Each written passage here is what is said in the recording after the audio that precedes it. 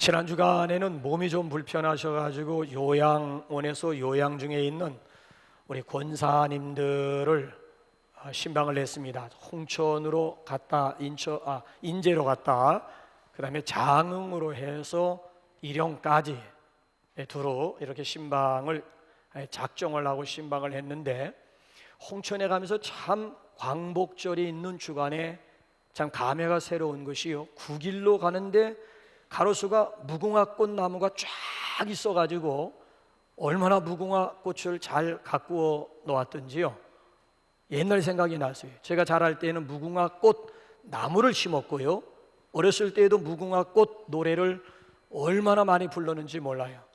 2부 예배 때는 같이 따라 하시는 분들이 많던데, 무궁화 무궁화 우리나라 꽃 삼천리 강산에 우 2절 피었네 피었네 우리나라 꽃 삼천리 강산에 우. 애국가 후렴이 뭔 줄 아세요? 무궁화 삼천리 화려강산 대한 사람 대한의 길이 보존하. 자, 이제 퀴즈가 나갑니다. 저는 대답하지 못할 질문 절대 안 하는 목사로 이미 알려져 있지요. 자, 우리나라의 국화가 뭘까요? 이거. 자, 이 정도까지 얘기를 했는데 대답하지 못하는 사람은 이건 외국인이겠지요. 자, 우리나라의 국화가 뭐예요? 대답 잘하셨지요? 근데 요즘 자라나는 어린 세대들에게 우리나라 국화가 뭐냐라고 물으면 절대 대답 못합니다. 왜 그런 줄 아십니까? 무궁화꽃 본 적이 없어요. 아니, 지금은 무궁화꽃 구경하기가 정말 힘들. 그러니까 제가 지난 주간에 홍천에 가가지고 감회가 새로, 우리는 자랄 때 무궁화꽃 나무를 얼마나 많이 보고 무궁화꽃 볼 때마다 노래를 불렀다니까요. 근데 어느 시점에서부터 무궁화꽃이 보이지 않기 시작하는 거예요. 그래서 제가 이유를 물어보았더니만 여러 가지 이유를 대는데 그 중에 하나가 뭔가 하면, 유난히 무궁화꽃 나무에는 진딧물이 많이 낀다는 거야.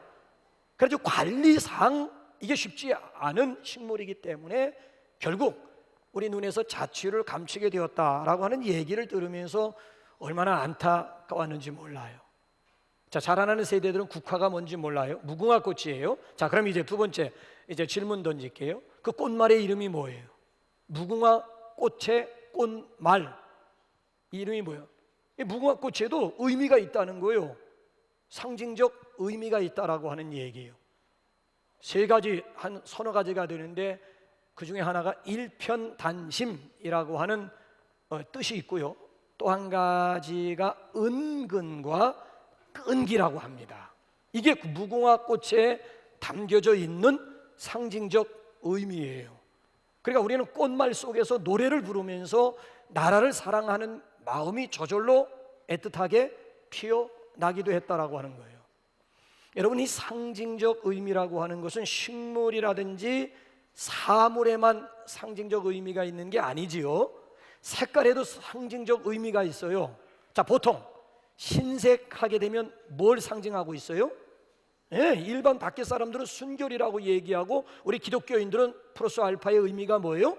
거룩이라고 하는 의미가 담겨져 있어요. 성결 또는 거룩이라고 하는 의미가 담겨져 있어요. 그럼 빨간색은 무슨 의미가 있어요? 밖에 있는 사람들은 막 정열, 막 열정, 막 열심이라고 하는 의미가 담겨 있지만, 우리 기독교적인 의미로 우리가 접근해 본다면 무슨 상징적 의미가 있어요? 보혈이지. 빨간 색깔은 보혈이라고 하는 상징적 의미가 있어요. 저기 매달려 있는 십자가는 뭘 상징하고 있습니까? 기독교 상징이지요. 십자가 하게 되면 기독교를 상징하는, 더 구체적인 상징적 의미를 찾으라고 한다면 저건 구원을 상징하는 것이기도 하고 하나님의 구체적인 사랑을 상징하고 있다고요. 심지어 사람 이름 속에도 의미가 있다니까. 할아버지 할머니들이 손주들의 이름을 지을 때 함부로 짓지 않아요. 부모들이 자기 자식들의 이름을 지을 때 부르기 좋으라고 무슨 고씨라고 고구마요 고아요 뭐 이런 식으로 요즘 젊은 사람들, 젊은 세대들 그냥 장난식으로 이름 짓지 않는다니까.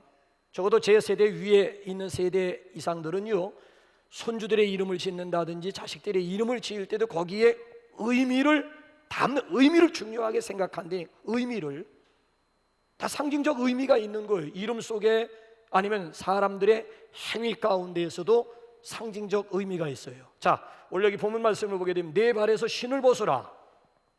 자, 하나님께서 모세를 소명, 모세를 콜링, 모세를 이렇게 부르시면서 모세에게 요구한 것이 네 발에서 신을 벗으라 했어요. 자, 신고 있는 이 신발 벗으라고 하는 얘기입니까? 아니에요. 여기에는 중요한 상징적 의미가 들어 있다니까요. 단순히 그냥 신발 벗으라고 하는 얘기가 아니라 신발을 벗으라고 할 땐 거기엔 중요한 상징적 의미가 들어있다라고 하는 거예요. 여러분, 이 모세라고 하는 사람은 여러분들이 잘 아시는 대로 이스라엘 민족의 위대한 영도자요 지도자이지요. 모세는 정말 진실한 하나님의 일꾼이요 하나님의 사자이기도 하고 하나님의 종이, 이스라엘 역사에서 잊혀지지 않는 두 인물을 꼽으라고 한다면 그가 바로 모세, 첫 번째가 모세고 또 하나가 다윗. 둘 다 이스라엘 역사, 이스라엘 사람들의 기억 속에서는 잊혀질래야 잊혀질 수가 없는 사람이었어요. 그런데 여러분, 모세가 하나님의 부르심을 받는, 오늘 본문 말씀 배경이에요. 부르심을 받는 이 시점에서 모세를 생각해 보게 되면 한마디로 말씀드리면 별 일 없는 사람입니다. 한심하기 이를 데 없고요, 비참하기 이를 데 없는, 왜 살아야 되는지 존재 이유마저 희미한 사람이 모세라고 하는 사람이에요. 우선 1장 2절 내용을 제가 간단하게 요약을 한다면 모세는 살인자입니다. 애굽 사람 때려 죽이고 바로의 낯이 두려워가지고 광야로 야간 도주했던 사람이 모세예요. 이제는 만나고 싶은 사람을 더 이상 만날 수도 없어요. 돌아가고 싶은 고향 돌아갈 수도 없어요. 그럼 여러분, 살아있다고는 하지만 이게 산 거예요? 평생 살면서 만나고 싶은 사람 만날 수도 없다, 고향으로 돌아갈 수도 없는 몸이고 오늘 그저 광야 여기저기 이유 없이 그저 방황하는, 정처 없이 떠돌아다니는 방랑자, 이게 모세예요. 모세. 그런가 하면 이 모세라고 하는 사람은 처가살이 하는 몸입니다. 지금에야 처가살이가 전혀 흉이 되지 않는, 오히려 처가살이가 당연시되고 있는 그런 세대에 우리가 살고 있습니다마는 이 당시만 해도 어림도 없다니까요. 그래서 요즘에는 그런 유머가 있잖아요. 아들이라고 하는 존재가 어떤 존재냐, 아들이라고 하는 존재면 낳을 때는 일촌이고 대학에 가게 되면 사촌이 되는 것이고 군대에서 제대를 하게 되면 팔촌이 되는 것이고 이놈이 장가를 가게 되면 사돈의 팔촌이 되는 것이고 장가 가서 애를 낳으면 동포가 되는 것이고 애국으로 가면 해외 동포가 된다. 잘난 아들은 나라 아들이고 돈 잘 버는 아들은 사돈 아들이고 빚 많은 아들은 내 아들이랍니다.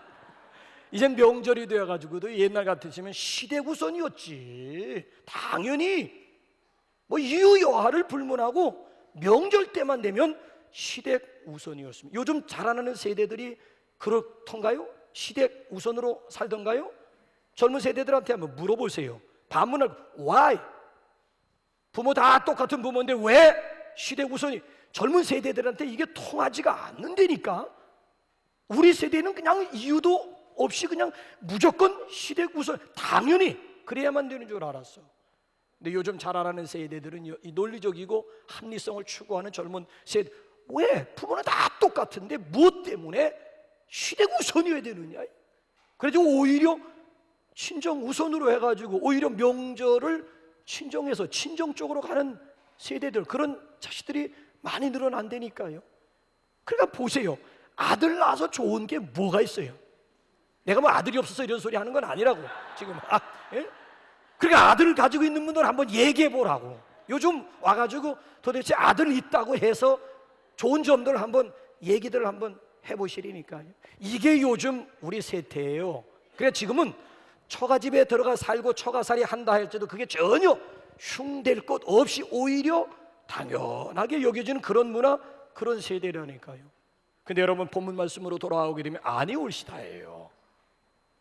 이 당시로 돌아가 우리도 여러분 보세요. 얼마 전까지만 해도 출가 외인 이씨 그잖아요. 조선 500년 동안 여러분 보세요. 가부장 중심의 문화 속에서 여성들이라고 하는 지위는 이건 말할 수도 없을 뿐만 아니라 시집 가면 그날로 출가 외인이 되는 거예요.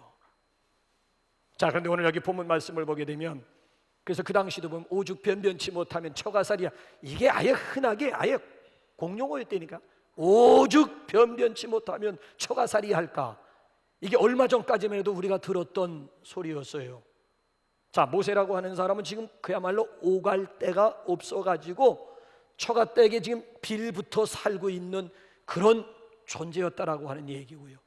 더군다나 지금 광야에서 40년 동안 양을 치는 목자였다라고 하는 얘기지요. 그래서 지금 오늘 여기 본문 말씀을 보면 40년 지나가지고 지금 80세가 돼. 광야에서 40년 동안 양 치면서 이제 나이가 80이 된 거예요. 그러니까 40년 동안 양을 쳤다라고 하는 얘기는 어느 정도 그 생활에 타성이 붙었다라고 하는, 이젠 익숙해졌다라고 하는. 광야 40년 살면서요, 이제는 패기니 뭐 포부니 뭐 꿈이니 비전이니 야망이니 무슨 뭐 욕심 뭐 이런 거 사라진 지 이미 오래가 되었다니까요. 앞으로 뭐 나아지겠지 기대감 없어요. 꿈도 없이 그냥 이대로 여기서 양을 치다가 그냥 이대로 여기서 죽겠다라고 하는 것이 모세의 생각이요, 모세의 현주소였다고요. 그러니까 살아있다고는 하지만 이게 살아있다고 얘기할 수가 있는 거예요. 이게 오늘 3장 1절 하나님이 모세에게 나타나셔서 모세야 모세야 하면서 모세를 부르시기 전에 모세의 현주소였다라고 하는 얘기예요. 자, 그런데 하나님께서는 오늘 가시나무 불꽃 떨기 나무 속에서 모세야 모세야 모세를 지금 소명하고 계세요. 그러면서 그에게 요구하시는 것이 단 하나예요. 모세야 내 발에서 신을 벗어라. 하나님 앞에 쓰임 받을 수 있는 조건이 하나가 있다면은 발에서 신을 벗으라고 하는 거예요. 목사님 이게 여기 처음 아니에요. 여호수아 5장 15절로 넘어가 보시면 모세의 후계자였던 여호수아를 하나님께서 부르시면서 똑같이 원래 여기 3장 8절에 나와 있는 구절 그대로 옮겨놓. 여러분 보세요. 배경이 다르고 대상이 다름에도 불구하고 하나님께서 모세를 부르실 때 네 발에서 신을 벗으라고 요구하셨는데 그 다음 모세가 죽고 여호수아가 바톤을 이어받아서 이스라엘 백성들을 이끌고 가나안으로 돌아가려는 마당에 하나님께서 여호수아를 부르실 때에도 동일하게 여호수아야 내가 선 곳은 거룩한 땅이니 네 발에서 신을 벗으라고 요구를 해요. 자, 신을 벗으라고 하는 이 의미, 상징적 의미가 뭘까요?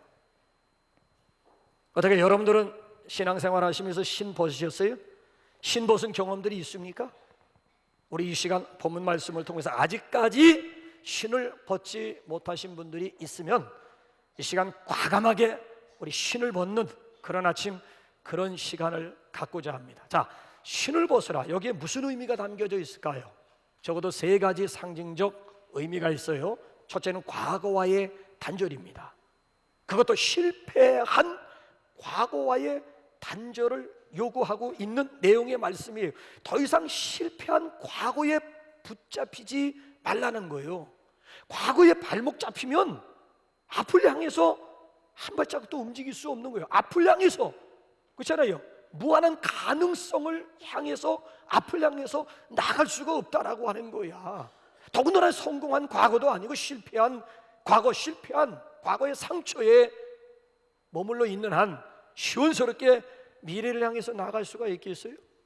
여러분, 하나님은 절대 우리의 과거를 묻지 아니하시는 분이에요.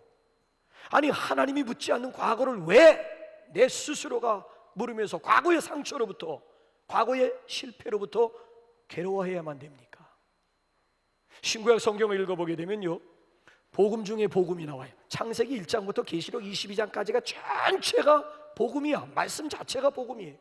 근데 그 복음 중에서도 노른자오, 핵심 복음이 뭐냐라고 묻는다면요, 구약에서는 그 방대한 책 중에서 호세아 3장이고요, 신약은 27권 그 방대한 그 양 속에서 누가복음 15장이 복음 중에 복음입니다. 하나님의 마음을 정확하게 구체적인 인물을 통해서 우리에게 보여주실 뿐만 아니라 이게 바로 복음이다 그래요. 호세아 3장이 뭐예요? 고멜 스토리고요, 누가복음 15장은 탕자 스토리입니다. 공통점이 뭐예요? 하나님이 절대 과거를 묻지 않는다는 거예요. 만약에 하나님께서 고멜의 과거를 물으셨더라면 어떻게 되었을 것 같아요? 고멜이 어떤 여자예요? 장녀예요. 장녀. 예, 그냥 이방 정부 품에 안겨가지고 웃음을 파는 여자라고. 근데 만약에 이 고멜의 과거를 물었더라면 이 여성이 제대로 시집이나 갈 수, 지금이야 뭐 얼마든지 갈 수 있지만 이 당시로 돌아가서 이 여자가 과연 제대로 가정이나 이룰 수가, 과거를 물었더라면, 만약에 탕자의 과거를 물었더라면 어떻게 되었을 것 같아? 집안에 있지 못합니다. 집안에 돌아왔다 할지라도 또다시 뛰쳐나갈 제2의 탕자가 될 수밖에 없어요. 그런데 하나님께서는 호세아 3장이라든지 누가복음 15장을 통해서 보면 절대 고멜의 과거를 묻지 않고 탕자의 과거를 묻지 않아요. 그냥 돌아온 것 자체로 하나님의 기쁨이야. 내 앞에 있는 것 자체가 이전에 어떻게 살았느냐, 이전에 묻지 않는데 관심도 없다니까요. 근데 우리 성도들이 누가복음 15장을 읽으면서 뭘 오해를 하는가 하면은, 목사님 그래도 탕자가 돌아왔기 때문에 아버지가 그 율법주의예요. 그거 율법주의고 복음이 아니에요. 돌아왔기 때문에 하나님께서 용서해 주셨다. 아니 그거는 율법이니까 그 복음이 아니니까. 누가복음 15장을 여러분들이 잘못 관찰하시고 잘못 이해하신 거예요. 돌아왔기 때문에 아버지께서 탕자를 용서해 준 것이 아니고, 집을 나갈 때 이미 하나님께서 탕자를 벌써 용서해 놓고, 그리고 아버지께서 대문 열어놓고 이제나 저제나 하면서 탕자 기다리고 있는 모습이에요. 이게 은혜라는 거예요. 그러니까 탕자의 행위 이전에 하나님의 긍휼이 앞섰고 하나님의 사랑이 있었다라고 하는 얘기지요. 돌아왔기 때문에 결과적으로 하나님께서 저기 탕자를 맞아주셨다? 아니라니까요. 어떻게 알 수가 있는가 하면, 보세요. 탕자는 집에 돌아올 때 아들 자격으로 돌아온 거 아닙니다. 품꾼, 종 중에 하나로 탕자는 돌아온 것이지 내 아들, 아버지 이름 부르면서 돌아온 거 아니에요. 내 아버지 집에는 품꾼이 얼마나 많은 거, 나는 여기서 죽여 죽는구나. 차라리 내가 아버지에게 돌아가서 이제부터는 아버지의 아들이 아니고 품꾼의 하나, 종들 중에 하나로 나를 써달라고 해야지, 그런 마음 가지고 돌아온 거예요. 아니 그런데 이 아버지는요, 상고가 먼데도요, 거리가 굉장히, 이 젊은 놈이 아버지를 먼저 알아봐야 되는데 이 젊은 놈이 아버지를 알아본 것이 아니라 이 노인네가 아버지가 아들을 먼저 바라보고 버선바람으로 달려가 가지고 아들을 그냥 끌어안고 그냥 막 허깅하면서 울고 있는 모습. 그러면서요, 탕자가 한마디 꺼내려고 그런 거예요. 아버지, 내가 하늘과 아버지께 죄를 지었어. 이제부터는 아버지의 아들이라 감당하지 못하고 품꾼의 하나로 나를 무슨 소리냐. 그래서 아예 과거를 생각하지 못하도록 아버지가 무슨 조치를 취하는가 하면은, 당장 목욕을 시켜라. 손가락마다 금가락지 끼워라. 발에다가 신발 신겨라. 살찐 소가 아니라 살찐 송아지를 잡아라. 풍악을 울려라. 아버지가 오버 액션 하는 거예요. 왜? 행여나 탕자가 집에 돌아와가지고 옛날 그리워하면서, 아니 옛날을 또 뉘우치면서 질질거리고 짤까 싶어가지고 아예 과거를 잊어버리도록 하기 위해서 아버지가 오버 액션까지 취한다고요. 그러니까 과거를 문제 삼지 않는 하나님이라니까. 근데 우리는 왜 과거를 문제시해야 되지요? 기독교인들에게 이력서보다도 자기 소개서가 사실은 더 의미가 있는, 이력서는 뭐예요? 그 사람의 과거 내력이라고, 어디서 태어나서 어느 학교 나오고 지금까지 뭘 했고, 그 이력서 보고 그 사람을 평가하겠다는 것이 세상 방식이야. 과거 실수한 놈은 앞으로도 실수할 것이고, 과거에 게을렀던 놈 앞으로도 게으를 것이다. 이게 사회 논리라고요. 근데 기독교는 아니에요. 어제까지도 게을렀고 어제까지도 실수했고 어제까지도 별 볼일 없는 사람이라 할지라도 오늘 그리스도 안에서 새로운 피조물이 되었으면은 이전 것은 지나갔으니 보라 새 것이, 오히려 그 사람의 자기 속에서 자기 포부서 자기 비전서에다가 비중을 둬야 되는 것이지 이력서에 목숨을 거는 것은 아니라고. 일반 사회에서는 물론 이력서에 목숨을 걸겠지만 적어도 우리가 하나님을 믿는, 하나님이 과거를 문제시지 않는데 우리가 오늘 와서 문제를 삼겠다고요? 아니에요. 오늘 여러분들에게 있어서 벗어야 될 과거가 뭐예요? 포기해야 되고 내려놓아야 되고 버려야 되고 벗어버려야 될 만한 나의 과거가 뭐예요? 이 시간 우리 과감하게 우리 좀 벗어버리는 그런 시간 되시기 바랍니다. 뭐예요? 과거 벗어버려야 되고 던져버려야 될 거. 과거의 실패, 과거의 실수, 과거에 받은 상처, 아니면 두려움입니까? 이 시간 과감하게 우리 주 앞에서 신발을 벗는 그런 시간이 되시기를 주님의 이름으로 부탁합니다. 자, 그런가 하면 두 번째로 내 발에서 신을 벗으라고 하는 데에는 두 번째 중요한 상징적 의미는 겸손이에요. 겸손. 우리나라 동양 문화는요, 높은 사람들을 뵙는다든지 웃 어른들을 배울 때에는 모자를 썼다가도 모자를 벗는 것이 기본적인 예예요. 근데 이스라엘 사람들은 높은 사람이라든지 윗사람을 만날 때에 모자 대신 신발을 벗어요. 물론 그 나라만의 기후적인 여건이라든지 지형적인 지리적인 특성이 있습니다만은 여기에는 아주 중요한 의미가 담겨져 있다는 거예요. 그게 뭔가 하면 겸손이라고 하는 거예요. 겸손. 옛날에는요, 성경적으로 돌아가 보게 되면 노예라든지 종에게는 신발이 없어요. 그러니까 탕자가 지금 돌아왔을 때 아버지가 제일 처음 하는 일이 뭐예요? 목욕시키고 뭐를 신겨라? 목욕시키고 뭘 신겨라? 신발 신기라고 한 거예요. 왜? 탕자는 돌아올 때 아들로 돌아온 것이 아니라 종으로 돌아와. 종은 신발 신으면 안 된다니까, 죽는다니까. 종이 신발 신는 거 적발되면 그 자리에서 죽어요. 그래 노예라든지 종들은 절대 신발을 신어서는 아니 되는 존재예요. 그래서 그 당시에는 사람의 신분을 알아볼 때 딱 입는 옷이라든지 액세서리, 몸에 걸친 액세서리 보고 그 사람을 평가하는 것이 아니라 딱 만나자마자 발부터 보는 거야. 신발 신었으면 그 신발 여하에 따라서 아, 이건 평범한 자유인이로구나, 아니면 이거는 좀 지체가 있는 이 귀족이로구나 라고 하는 것은 신발을 보면서 평가. 자유인인지 아니면 종인지는 신발 신었느냐 안 신었느냐예요. 자, 그런데 보세요. 모세가 지금 멀쩡하게 지금 신발을 신고 있는데 하나님께서 지금 모세로 하여금 신발 벗으라는 거예요. 하나님께서 지금 뭘 지금 요구하시는 겁니까? 멀쩡하게 신발 신고 있는 사람으로 하여금 너 신발 벗으라고 하는 얘기거든요. 종이 되라고 하는 얘기고 너는 노예가 되라고 하는 얘기. 겸손을 지금 요구하고 있는 거예요. 이거 참 굉장히 중요한 도전이 아닐 수가 없습니다. 성경 역사를 보게 되면요, 하나님께서 위대하게 쓰신 사람들을 가만히 보게 되면은 한결같이 다 겸손한 사람들이었더라고요. 그러니까 지도자의 중요한 자질이 겸손이라고 하는 거예요. 모세를 통해서 우리에게 보여주시잖아요. 실제로 성경 읽어보면 하나님이 쓰시는 사람들은 다 한결같이 겸손한 사람들이에요. 자, 보세요. 하나님께서 사무엘 선지자를 통해서 사울에게 하신 말 속에 하나님의 뜻이 담겨져 있어요. 사무엘상 한번 15장 한번 17절 보세요. 시작.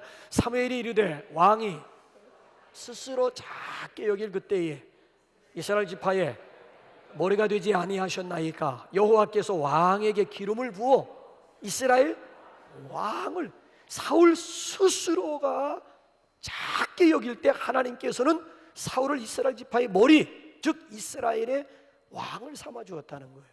아니 도대체 사울이라고 하는 사람이 어느 정도로 스스로 낮췄으면 하나님의 눈에 발탁이 되어가지고 그를 초대 이스라엘의 왕 삼아 주었을까? 자, 우리 한번 궁금해서 가만히 있을 수 없지요? 사무엘상 10장 한번 우리 한번 22절 한번 가볼까요? 시작. 그러므로 그들이 또 여호와께 묻되 그 사람이 여기 왔나이까? 여호와께서 대답하시되 그가 진보다리들 사이에 숨었느니라 하셨더라. 저 배경이 뭐예요? 왕을 뽑는 내용이에요. 12지파, 이제 이스라엘 초대 왕을 세우기 위해서 12지파 대표들 다 모여라. 수령들, 두령들을 모아놓고 제비를 뽑았더니만 베냐민 지파, 12지파 중에 베냐민 지파가 그럼 베냐민 지파 가족별로 다 나와라, 대표들 다 나와라, 가장들 다 나와라. 그래가지고 투표를 했더니만 기스가 뽑힌 거예요. 기스의 아들 사울이 왕으로 선택이 된 겁니다. 제비뽑기에 뽑혔어요. 사울을 찾으니까 사울이 보이질 않는 거야. 그러니까 하나님 앞에 물었어요. 사무엘 선지자가, 아니 하나님, 사울이 지금 이 자리에 있기나 한 겁니까? 있느니라. 어디 있습니까? 행구 사이에 숨었느니라. 행구 사이가 지금 우리 개역 개정판에서는 보따리들 틈에 사울이 숨었느니라.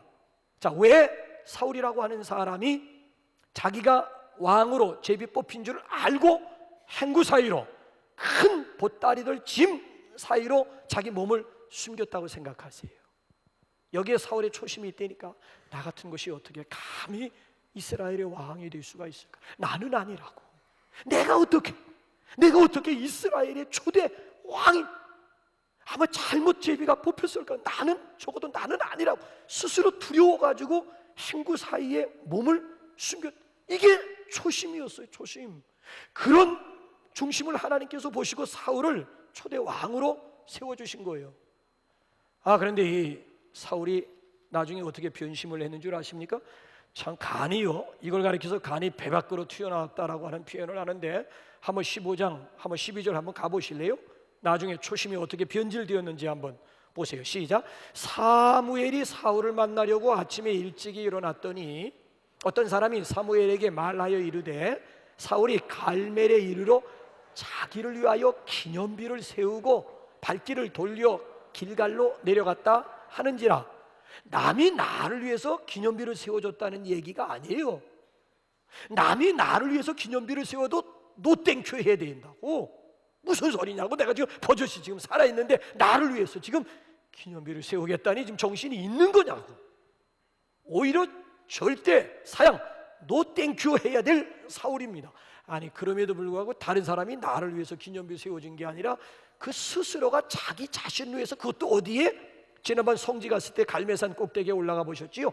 그 높은 산 꼭대기에다가 스스로가 자기 기념비를 세웠다는 거예요. 하나님이 너무 실망하신 거야. 너무 하나님이 괴로운 거야. 그래서 마지막으로 하나님께서 사울에게 기회를 주셔서 미션을 주셨는데, 그게 뭔가 하면 아말렉을 진멸하라. 내 원수 나라인 아말렉을 내가 가서 진멸하라. 하나님께서 분명한 미션을 주었다고요. 짐승이고 사람이고 간에 인정사정 볼 것 없이 그대로 쓸어 버리라고 했어요. 근데 하나님의 이 마지막 주시는 기회를 사울 스스로가 걷어찼다니까요. 정면으로 불순종, 그것도 아주 그럴듯한 이유와 명분을 내세우면서 하나님의 명령에 불순종. 그래서 성경을 보면 하나님이 사울을 세우신 것을 후회하셨다. 하나님의 후회가 처음으로 나와요. 그 후회의 결과가 뭔 줄 아십니까? 사도행전 13장 21절 한번 보세요. 하나님의 후회의 결과가 뭔지 시작. 그 후에 그들이 왕을 구하거늘 하나님이 베냐민 지파 사람 기스의 아들 사울을 40년간 주셨다가 패하시고 다윗을 왕으로 세우시고 증언하여 이르시되, 하나님께서 사울을 왕으로 세운 것을 후회하시고 결국 패하셨어요. 강제로 하나님께서 왕권을 패하고 대신 정직한, 겸손한, 진실한 다윗을 하나님께서 왕으로 세워주셨다라고 하는 거예요. 그래서 신약에 있는 야고보와 베드로가 이 사건을 거울 삼아서 우리에게 뭐라고 도전하는 줄 아십니까? 야고보서 5장 6절 우리 한번 다 같이 한번, 야고보서 4장 6절이네. 시작. 그러나 더욱 큰 은혜를 주시나니 그러므로 일러스되 하나님이 교만한 자를 물리치시고 겸손한 자에게 은혜를 주신다. 자, 하나님이 더욱 큰 은혜를 부어주시는 대상이 누구라고요? 겸손한 자. 겸손한 자에게 더욱 큰 은혜를 하나님께서 한량없이 부어주신다. 자, 이번에는 베드로를 통해서 뭐라고 도전하는지 베드로전서 5장 5절 6절 시작. 젊은 자들아 이와 같이 장로들에게 순종하고 다 서로 겸손으로 허리를 동이라. 하나님은 교만한 자를 대적하시되 겸손한 자에게는 은혜를 주시느니라. 그러므로 하나님의 능하신 손 아래에서 겸손하라. 때가 되면 너희를 높이시리라. 자, 겸손한 자에게 하나님이 은혜를 베풀어 주시고 겸손한 자를 들어 하나님께서 귀하게 쓰시겠다는 얘기예요. 반대로 교만한 자는 그가 누구든지 간에 하나님께서 대적하시고 하나님께서 물리치시겠다라고 하는 얘기예요. 그렇기 때문에 오늘도 우리가 하나님 앞에 겸손해야 할 줄로 믿습니다. 그래서 존 드랍이라고 하는 사람이 그런 말을 했어요. 다른 모든 죄들은 하나님 앞에서 도망가는 죄지만 교만만큼은 하나님 앞에 대드는 죄다. 아니, 고개를 빳빳하게 쳐들고 하나님을 대적하고 하나님을 향해서 막 반항을 하는 이런 인간을 하나님께서 그대로 내버려 두시겠어요? 다른 모든 죄들은 다 숨어짓는 죄고 다 비실비실 다 도망가는 죄인데 딱 한 가지만큼은, 교만죄만큼은 하나님 앞에 대드는 죄라고. 그래서 탈무드에 보게 되면요, 자기 자신이 무지함을 아는 사람은 살아있는 사람이기 때문에 가르쳐야 되고, 자기 자신이 무지함을 모르는 사람은 죽은 사람이기 때문에 내다버리라고 그랬어요. 교만한 사람, 스스로 무지함을 아는 겸손한 사람은, 이 사람은 살아있는 사람이기 때문에 가르쳐야 되지만, 교만한 사람, 죽은 사람이기 때문에 내다버리라고 해요. 겸손하고야 은혜를 받고, 겸손하고야 그 은혜를 우리가 유지할 수가 있고, 겸손하고야 하나님의 손에서 귀하게 쓰임받는 줄로 믿습니다. 정신병원에 근무하는 분이 그런 얘기를 하더라고요. 정신병동에 오래 근무하다 보면 정신병자들이 왜 정신병자인지 알겠대요. 정신병자들에겐 자기가 볼 때 공통점 두 가지가 발견되더래요. 그게 뭐냐 그랬더니만 하나같이 자기는 정신병자가 아니라는 거래요. 이놈들이 왜 나를 여기다 갖다 가두었느냐는 하나같이 다 그런다. 나는 정신병자가 아니라고 우긴다는 거, 팍팍 우긴다는 거. 자기 자신이 정신병 들었음을 알면 치료 가능성이 그만큼 높다는 거야. 근데 요는 모른다는 거야. 내가 왜 정신병자냐고, 나 정신병자 아니라고. 그러니까 방법이 없다는 얘기고요. 또 한 가지는 공통점이 뭔가 하면 하나같이 어쩌면 그렇게 교만한지 모르겠다는 거야. 실제로 이런 일이 있었대요. 어떤 사람이 다니면서 복도에 다니면서 큰 소리를 외치더라는 거예요. 나는 나폴레옹이다. 나폴레옹.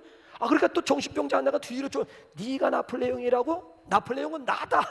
그렇게 주자. 그러니까 또 한 정신병자 그 뒤에, 내가 너희들을 언제 나폴레옹으로 임명했느냐. 보세요. 정신병자들의 공통점이 하나같이 다 교만한 거예요. 자기가 제일이라는 거야. 오래됐습니다마는 제가 새벽 예배를 인도하는데 웬 낯선 여자 하나가 강대상으로 올, 나 깜짝 놀랐지 뭐. 당신 누구요? 그랬더니 나는 옥황상제다 그러더라고. 미친 여자 당장 끌어내라. 이 정신 나간 여자 당장 끌어내라. 다른 사람들에 의해서 방에 지금 새벽 시간 방에 글쎄 자기가 옥황상제라는 이런 정신 나간 여자가 이게 여기도 있더라고. 여기도. 여러분 보세요. 여러분 주변에서 누구든지 간에 교만한 사람이 발견되면 여러분 스스로 여기 정신병자 또 한 사람이 있구나, 그렇게 생각하면 정확한 거예요. 여러분 오늘 여기 모세를 향해서 하나님께서는 신발을 벗으라고 할 때 모세는 신발을 벗어요. 그래서 히브리서 기자가 훗날 이 모세를 뭐라고 평가했는지 한번 히브리서 3장 5절 한번 읽어보실래요? 시작. 또한 모세는 장래에 말할 것을 증언하기 위하여 하나님의 온 집에서 종으로 충성하였고 하나님의 모든 집에서 신실한 충성된 종이라고 하는 평가를 받아요. 자, 히브리서 기자의 평가도 중요하지만 위에 계신 하나님이 모세를 훗날 어떻게 평가를 했는지 민수기 12장 3절 하나님의 평가는 어떠했는지 한번 보세요. 시작. 이 사람 모세는 온유함이 지면의 모든 사람보다 성하니라. 온유 이퀄 겸손입니다. 히브리어를 찾아보게 되면 온유라고 번역을 했습니다마는 겸손으로 번역되는 히브리어입니다. 하나님이 모세를 향해서 미리암과 아론에게 지금 증거하는 겁니다.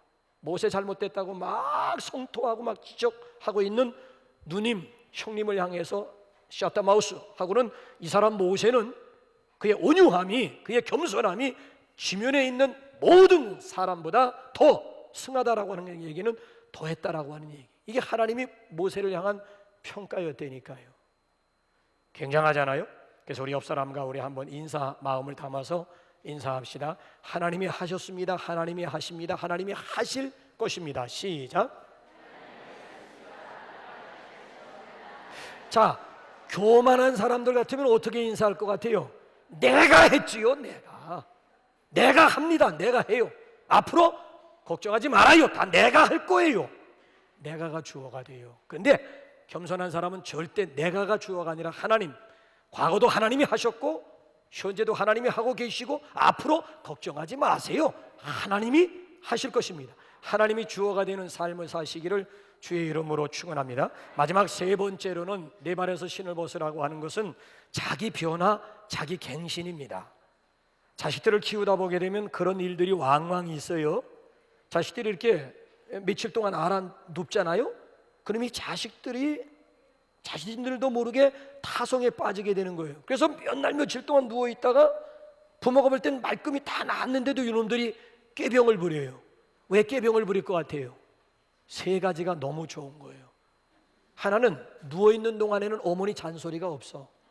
아우 그 지긋지긋한 그냥 눈만 뜨면 엄마 그냥 잔소리해야 됐었는데 아주 죽겠는데 알아놓다 보니까 엄마 잔소리가 없어져 너무 좋은 거 있죠. 또 두 번째는 그동안 가족들이 나에 대해서 소닭 보듯이 무관심했는데 온 가족들이 다 자기에게 관심을 너무 좋은 거 있죠. 더 좋은 게 뭐예요? 학교 안 가서 좋아.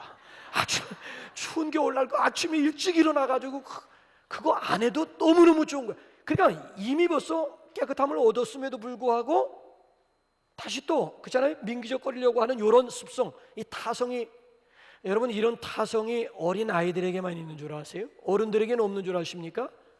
미래라고 하는 건 미지의 길입니다. 한 번도 가보지 못한 길, 누가 모험을 즐기려고 하는 사람 어디 있어요? 변화를 즐기려 하는 사람이 어디에 있겠느냐고요. 제일 변화되지 않는 것이 교회라고 하는 거 여러분 아십니까? 사회는요 지금 하루가 멀다하게 변화. 옛날에는 교회가 사회 변화까지 주도했습니다. 그러니까 변화, 사회 변화를 주도하는 것이 교회라고 하는 공동체. 근데 오늘에 와가지고는 여러분이 오히려 세상에 질질 끌려. 이걸 변질이라고 얘기해요. 이걸 타락이라고 얘기해요. 여러분 스스로 주도해서 사회 변화를 끌고 나가는 걸 개혁이라고 얘기를 하는 거예요. 근데 교회가 지금 세속화되었다라고 하는 얘기는 세상에 의해서 끌려가고, 세상을 끌고 가야 될 교회가 세상에 끌려가고. 왜? 우리 스스로가 변화를 원치 않기 때문에 그래요. 그래서 목회자들마다 이렇게 만나서 얘기를 나눠보면은 새로운 교회로 부임하게 되면 목회자들의 제일 고충이 기득권을 가지고 있는 직분자들과의 마찰입니다. 왜 마찰이 일어날 것 같아요? 목사님들은 새로운 교회에 부임하게 되면 막 의욕을 가지고 막 이런저런 사역을 막 하고 싶은 거야. 막 교회를 막 부흥시키고 싶고 막 의욕을 가지고 막 일을 하는데 기득권을 가지고 있는 직분자들은 그거 다 옛날에 다 해봤다고. 그래가지고 교회가 더 이상 변화를 원치 않는 거야. 그냥 이대로 그냥 가는 거지. 뭘 젊은 사람이 와가지고 뭘 또 저렇게 또 해야 된다고 피곤하게. 그것도 우리가 또 움직여야 되잖아. 우리가 또 헌신해야 돼. 그 귀찮다고 그래가지고 이런저런 명분들 늘어놓으면서 비겁하게 빠져나. 그러다 보니까 이게 여러분 보세요. 이게 사람의 인지상정, 이 변화를 거부하고요, 변화를 원치 않는 것은 인지상정이에요. 자, 그럼에도 성경 말씀을 보게 되면요, 이전 것은 지나갔으니 보라 새로운 피조물이 되었으면 새로운 것을 추구하라고 하는 거예요. 이사야 43장 보면 너희는 이전 일을 기억하지 말며 옛적 일을 생각하지 말라. 그러니까 새로운 피조물이 되었으면 당연히 위의 것을 생각하고 위의 것을 찾고 위의 것을 구하고 위의 것을 부르짖으라고. 이 새로움이거든요. 변화거든요. 자기갱신이거든요. 미래에 행하실 하나님을 기대해야 할 줄로 믿습니다. 그래서 오늘 여기 본 말씀은 모세를 부르는 것 같지만 오늘 저와 여러분들을 부르고 계세요. 자, 세 가지로 우리 각자가 응답하시기 바랍니다. 첫째는 이것은 과거와의 문제예요. 아직까지 벗어버리지 못하고 포기하지 못하고 내려놓지 못한 것이 있으면 이 시간 과감하게 내려놓는 신발 벗는 시간이 되시고요. 두 번째, 이거는 하나님과의 관계예요. 온유와 겸손으로 허리를 동여야 돼요. 세 번째로 이건 자기 자신과의 관계, 자기 자신과의 문제예요. 뭡니까? 자기 변화, 자기 갱신입니다. 루터가 그런 고백을, 데일리 베프티즘, 나는 매일 세례받는다. 바울은 고린도전서 15장에서 나는 날마다 죽는다. 똑같은 얘기예요. 매일매일 나는 세례받는다. 자기 변화, 자기 갱신이에요.